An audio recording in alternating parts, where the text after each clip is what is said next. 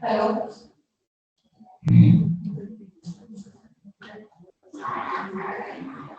Dr. Rishi, we can start the session. Hi. So, yeah, are we ready? Yeah. Okay.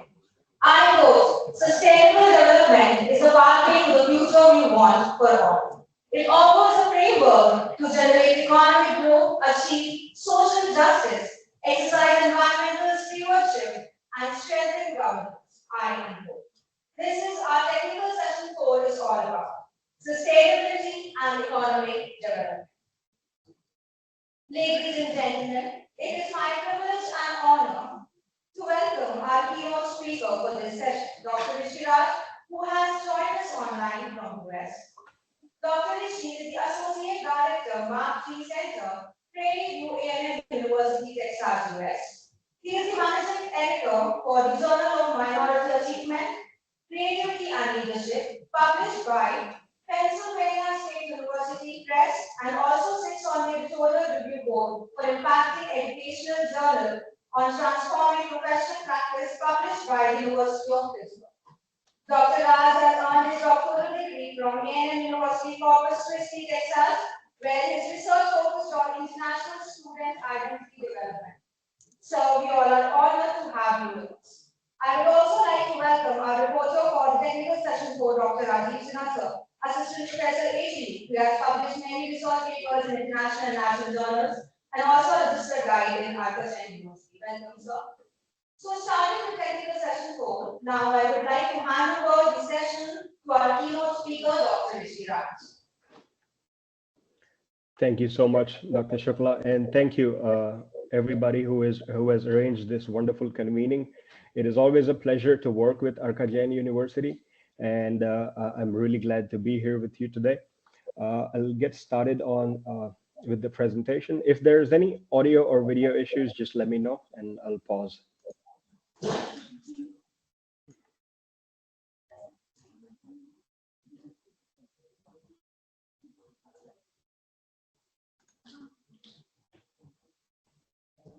Okay.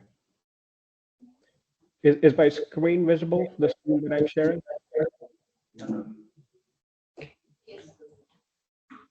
Yes, we can see your screen. Okay, perfect. All right, so thank you so much for having me again today. I will be speaking about sustainable economic development. But before we get into this topic, and while we are discussing this topic today, I really want you to focus on two questions. And no need to share your answers, but I would like you to continue thinking about it. There are two concepts that we are talking about today, economic development and sustainability. So I would like you to think about how is this a double-edged sword, uh, whether it is or it's not. And if it is, then can both coexist in the long term in our society, development and sustainability. Okay. So those will be the guiding questions for today's presentation. And but let me move forward and then we'll go over more information. Right. As Dr. Shukla introduced me and my profile, so I will not go into that again, but I would like to share whenever I present, especially across the globe, I like to establish a relatability factor. So I am a native of Adityapur, Jamshedpur, and I am a former Loyolian from Loyola High School in Jamshedpur as well. And which is why I mentioned that it's always a good feeling when I get to work with Arka Jain University. Right. So the way I've designed this presentation is because I like my presentations to be a little thought-provoking. So every now and there, I've added a little quote that I hope that sits with you as we go over this presentation. So the first one that I'd like to share with you is this is the definition of sustainable development, and it was crafted by Gro Harlem Brundtland, who is a Norwegian politician. And the first report that she published, that is what defines sustainable development. And it's defined as the development that meets the needs of the present without compromising the ability of future generations to meet their own needs. Now, this is a very heavy definition, because if you break it down, then then we can see, usually in our context, we see that well-being is contextualized in terms of three generations, right? So whether you are a young adult in your 20s, in your 30s, or whether you're in your 40s or your 50s, whether you are a teenager, a college student, just coming out of high school, or if you are towards the what you would call a senior citizen in your 60s or 70s. I think this is true for everyone, that well-being can be contextualized in three generations. So, for example, we always work in our own interest. All human beings do. We put in the effort for our generation, for our own well-being, and we wish we put in more efforts for our next generation, and we wish for the best for our third generation, which would be, for an adult, it would be their grandchildren.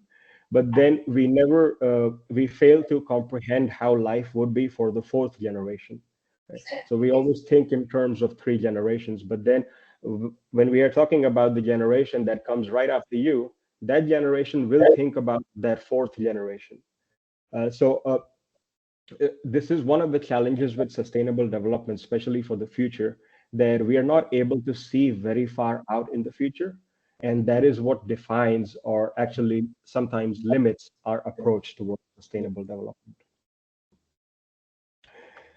Right. So we cannot talk about economic development, especially in terms of sustainability, without talking about globalization. And I'm going to cover both the good and the bad of globalization. But again, the guiding question for now that I have for you is globalization a blessing or a curse, or is it a mix of both? So simply speaking, globalization is the increased flow of goods, services, capital, people, ideas, everything across international boundaries. Right? We live in an age of globalization. National economies are even more tightly connected with one another than ever before in our history. And throughout history, commerce and business have been limited by certain geographic constraints.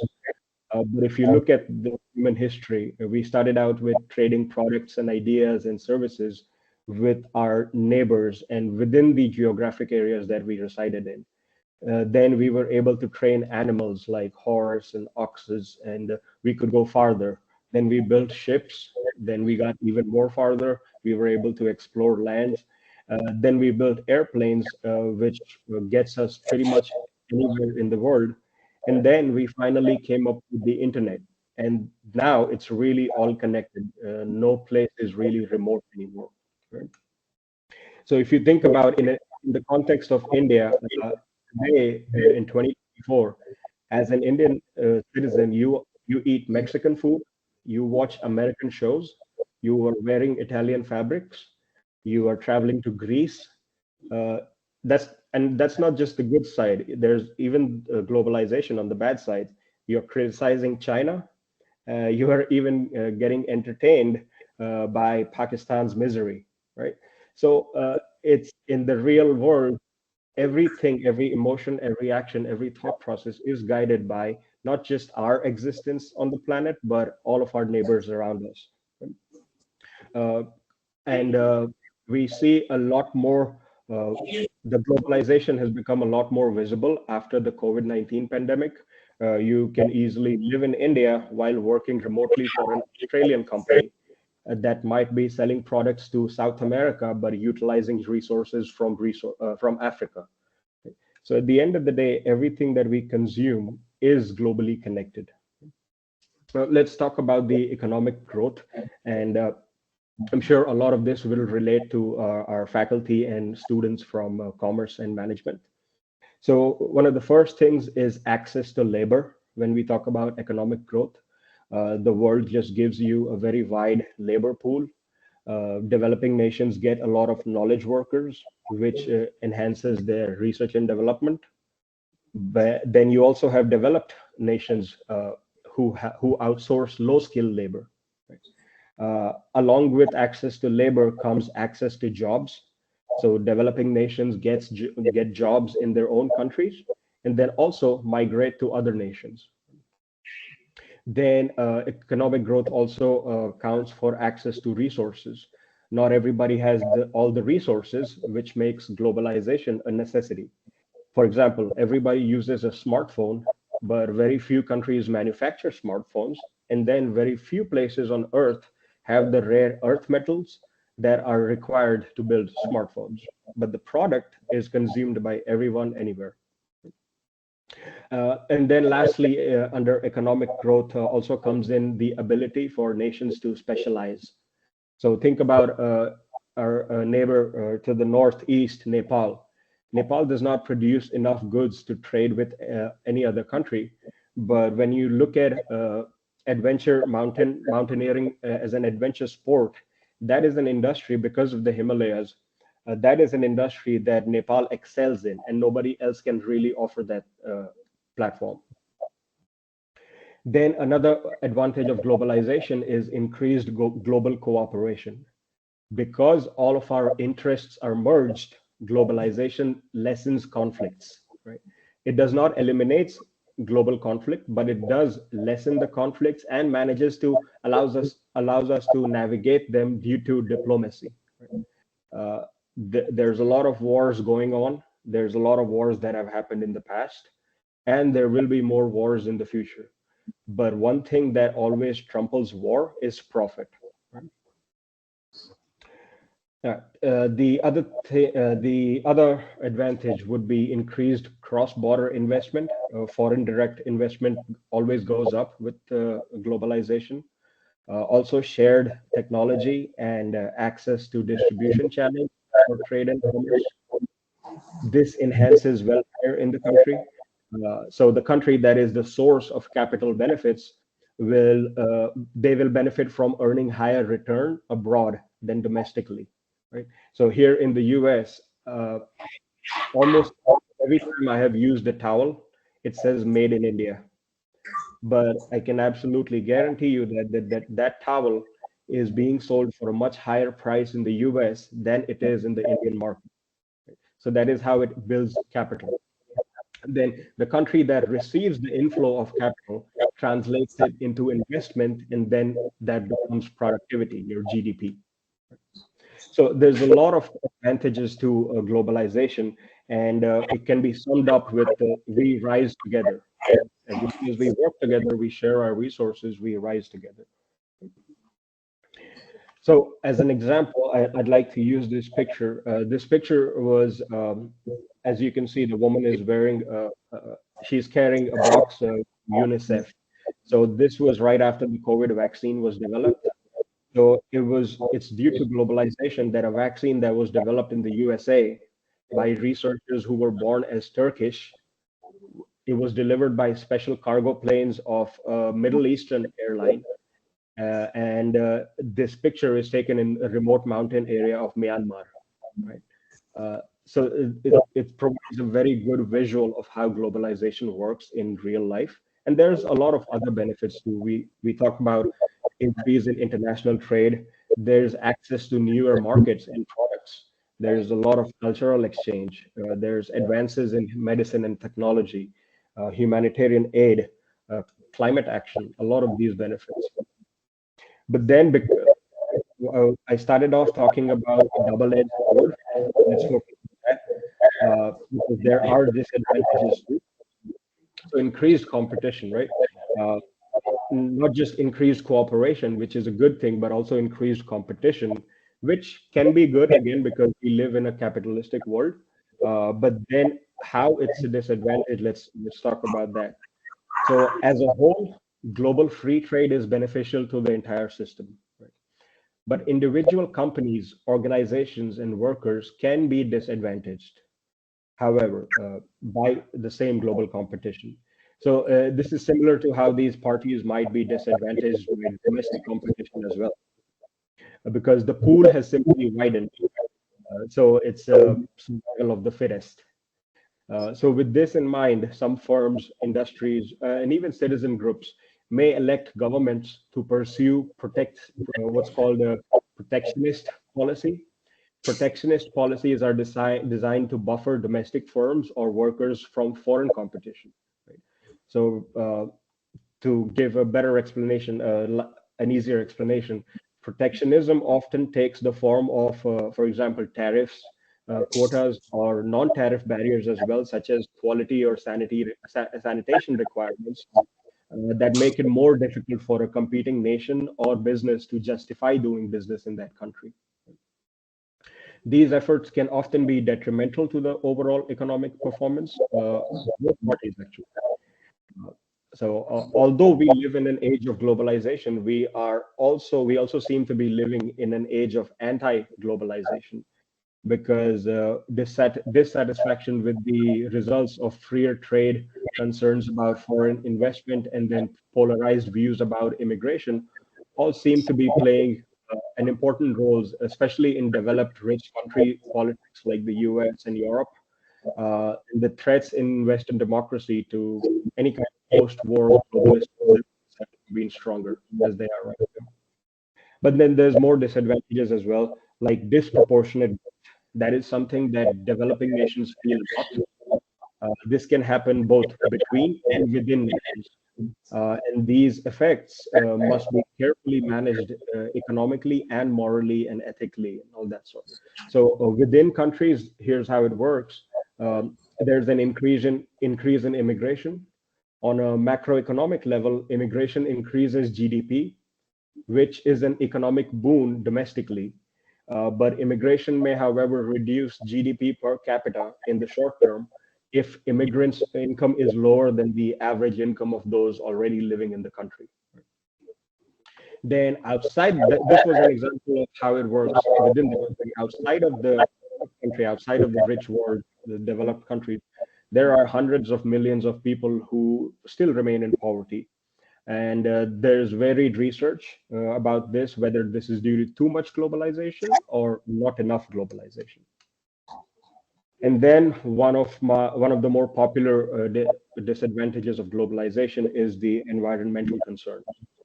So things like deforestation, loss of biodiversity due to economic specialization and infrastructure development. There's a lot of exploitation of resources for mass production, for commercialization. Think about it. A couple of decades ago, paper was bad, paper products, so we moved on to plastic products because overconsumption of paper products was leading to deforestation. But in today's world, we are going back to using paper products and bamboo products and all these things because now plastics are the bad thing. But there is just no product that will be sustainable enough. So it's like an endless cycle because we are 8 billion people. There's no paper or bamboo forest that can be enough for 8 billion of us. Then there's also the introduction of potentially invasive species into new environments. There's also greenhouse gas emissions and other forms of pollution that is caused by increased transportation of goods, whether it's by air or by sea. Uh, and again, the disadvantages can be summed up as we fall together, as opposed to we rise together in the previous slide, because everything is so connected that if things go bad, it goes bad for everyone. And I'd like to share an example with you. Uh, in 2021 March, the Suez Canal was blocked for 6 days by this ship, Evergreen. It was a container ship that had run aground in the busiest cargo shipping routes of the world. It blocked 369 ships, and this stranded 9.6 US billion dollars of worth of trade. 12% of the global trade is from this canal, from the Suez Canal. So just in this little time, oil prices went up, supply chains globally broke down, and this was right after the COVID-19 pandemic losses. So this resulted in a big economic loss overall. So that's how fragile our systems are because of globalization. If one thing breaks, everything is affected. And a lot of things that are good because of globalization are the same reason why they're bad. for this exact same reason. So, spread of COVID-19, that was the result of globalization because everything is so intensely connected. There are disruption of local economies in Africa. There is environmental degradation in China. There's the exploitation of garment industry workers in Bangladesh. Job losses in the United States automotive industry. So it's not just developing nations; it's also developed countries that take a hit because of this. All right, the time to share another quote with you. This one is by Brunello Cucinelli, who is the owner of the popular Italian luxury brand with the same name, Brunello Cucinelli. And the quote says that rapid, sudden growth is not rational. It is not sustainable. It creates problems. Instead, we work toward gracious, stable, and harmonious rate of growth. This is the philosophy of their company. And this is important to understand because rapid growth, a natural pace is best in the long term. Rapid growth only yields results in the short term.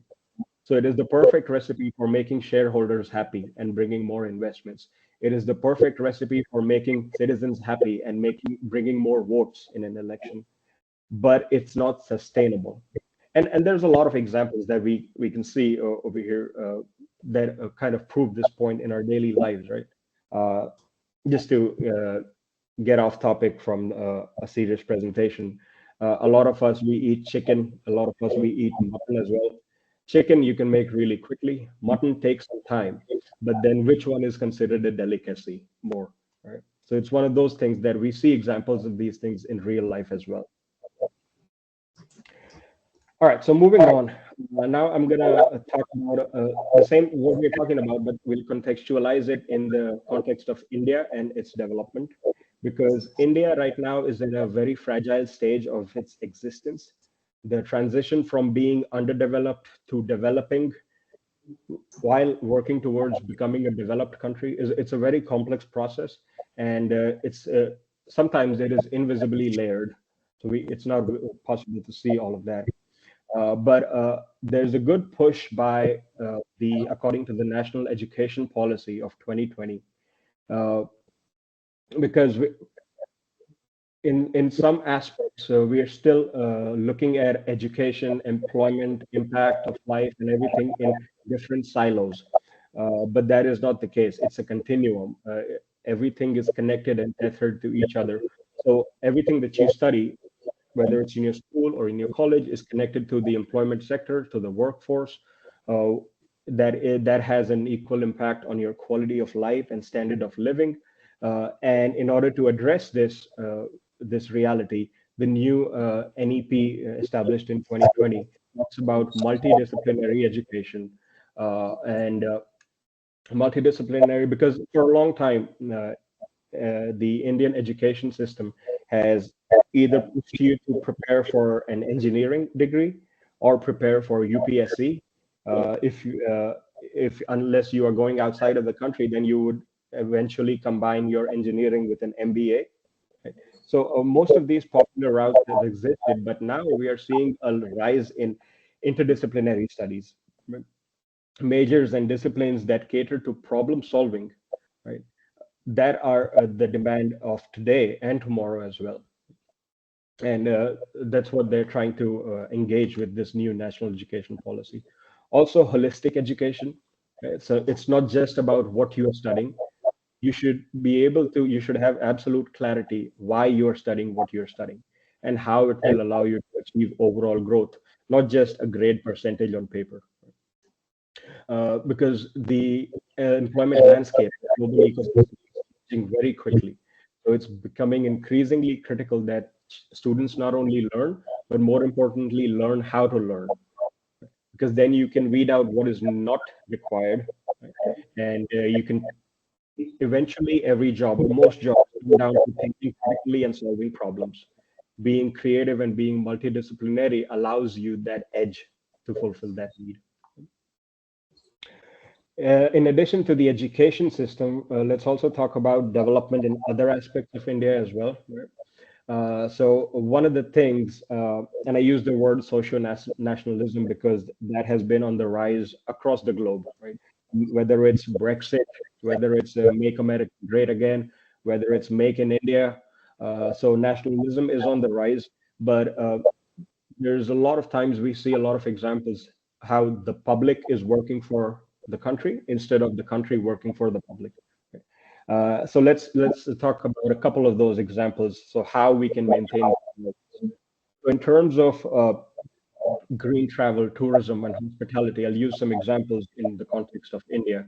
Recently, for the first time ever, regions such as Ladakh and Kashmir, and also regions close to the Indian Ocean, close to Lakshadweep and neighboring Maldives and Sri Lanka, are seeing an unprecedented boom in tourism. Right? A large part of this is due to increased purchase power of the average middle class Indian citizen, and also the increased awareness and access to tourism due to social media marketing, influencing. But these places, especially places like northern Ladakh and the Indian Ocean in the south, these ecosystems are very unique and fragile. And the tourism infrastructure over there does not exist to cater to such large numbers. And we're seeing those effects slowly now. Our wants and desires as a society or individuals have, so far, they have allowed us to move forward on the social mobility graph. But if this stays unchecked, the same wants and desires will force us to regress on that same graph. And there's a lot of live examples that exist in Africa, in South America, countries that have gone through this cycle. Uh, the other one, and I'll point out to the pictures that you see on the screen over here. So sustainable urban development, that is a big challenge. So the picture that you see on the bottom over here with the green and the red graph, that is a map of Bangalore, one of the most up and coming popular cities in India. Today, the themes of Bangalore are environmental degradation, deforestation, encroachment on green spaces, as you can see from the map, how it was in 1973 and how it is in 2020. Uh, because of encroachment on green spaces and increased pollution, there's a water crisis, there are lung health issues, there's increase in the levels of lead in drinking water due to increased use of asbestos. There's also infrastructure strain. So the cost of living is rising, which affects the employment boom. There's slum development around Bangalore, traffic congestion, inadequate public transportation, a housing shortage. There are dry bore wells. In the summer, some of the lakes are getting empty, and there's flooding during monsoon season. So urban development, if it's rapid and unchecked, this is a good example of what happens. And then also, I'd like you to look at the first picture over there. This is from Haryana, because recently, in the last 5 years, India has invested a lot in very rapidly constructing highways across the country. But the lack of efficient and customized impact assessments is also required. Excess construction of highways in certain parts of Haryana has resulted in increased landslides, which erodes the soil from farming communities who live on these mountains.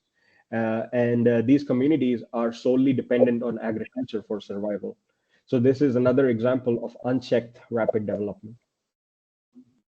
And lastly, I want to talk about the what's going on with the pollution, because this also and this is very important for students who are in the audience today, because these will be challenges that you will have to adapt in your professional life, in your personal life, and this will affect not just your standard of living but also your quality of life. So when we talk about air, and that is why the term, we always focus on economic development, but it's also time to incorporate ecological development in that equation. So air pollution, that is something that, and that's why I've used the picture in the bottom from New Delhi. So here, I've been living in the US for almost 15 years now. I watch the Republic Day parade every year from here. I used to watch it growing up in India as well. While it is a matter of pride that every year we see more technologically advanced weaponry, it is also a matter of shame that it is never possible to see the aircrafts due to the year-round smog carpet over Delhi. So these are like two sides of the same coin, a double-edged sword. The same event shows us advancing in certain areas while regressing in others. Then there's also water pollution due to cultural and religious reasons. And I'll use the example of a particular river, which is Ganga. Ganga might be considered pure culturally, but every aspect of science says that it is one of the most toxic rivers in the world, particularly in those parts of the river where dense populations exist. Most of the predictive indicators of global research have predicted that water wars water wars will be a thing in north and central India in this century, which will lead to civil and regional disputes, which would feature deaths and displacement of millions in the country. And the last one is something that this issue is currently only existing in India and no other country deals with this, something called religious waste population. 115,000, so 1,15,000 tons of religious waste pollution, and mostly food products, edible food products, is generated in India, a country that ranks 111 out of 125 countries on the global hunger index. So there's an irony in there as well. And these are the things that I want you to think about as we progress with this. This is something that I hope my colleagues from commerce and management will relate to as well, because we are trained to look at profit motives. So the challenge for students and professionals of today and tomorrow will be, how do we make it profitable to do the right thing? Because if we can crack that code, if you can crack that code, not only will you have a stable career with enormous potential, you will also provide a real sustainable solution to unchecked development. Now, really quickly, I just wanted to touch on this because this is what I do in my role. I started off, my first degree was in accounting, then an MBA in finance. I worked in finance as well. And now I am a social scientist. And this, what I do right now is really what is needed in a lot of places in the world, because the value of a social science degree has gone down, right? Because we have commercialized application-based fields and output-based fields a lot more. So that's why we see STEM degrees earning a lot more. But if we could redefine social science through collaboration, because I work for a research center that brings together STEM professionals. A lot of STEM faculty in engineering, they write grants, but a lot of them, their grants do not get accepted because they are missing one key component: the impact on society, the social impact. So that is where social science researchers, and as faculty and researchers, it's your job to bring that collaboration together. And not just with STEM, it also happens in commerce and business. Almost every big company has an entire department dedicated towards corporate social responsibility. So while the value of a social science degree by itself might have gone down, but everybody, whether it's in STEM or in business, needs the social impact factor to do what they're doing. This is another quote that I have from Francois-Henri Pinault, also a French businessman and owner of some of the largest brands that you have heard of, like Gucci, Saint Laurent, Alexander McQueen. He said that sustainable development is a fundamental break that's going to reshuffle the entire deck. There are companies today that are going to dominate in the future simply because they understand that, and simply because they understand it before others do. And this will be my last slide for today. So previously, I talked about what we can do as educational institutions incorporating social science research. But what can we do individually as a citizen of the world, anywhere you live in? And for that, I would like you to think about implementing critical consciousness in your everyday lives. Because a lot of our issues that we see around us today, it's because we're not able to balance needs versus wants, right? everybody wants their rights. Everybody is entitled to their rights, but then the other side of the coin is also responsibilities. Uh, so as long as we can balance all of that, there's a good chance to make economic development sustainable, because we're living in this late stage capitalism society right now where you and me, we are the product. We think we are consuming products and services, but we at the end of the day have become a product and an advertising platform. Lastly, I'd like to leave you with this quote by King Charles, saying, and this is something that I do believe in as well. One of the first revolutions was the Neolithic Revolution, where we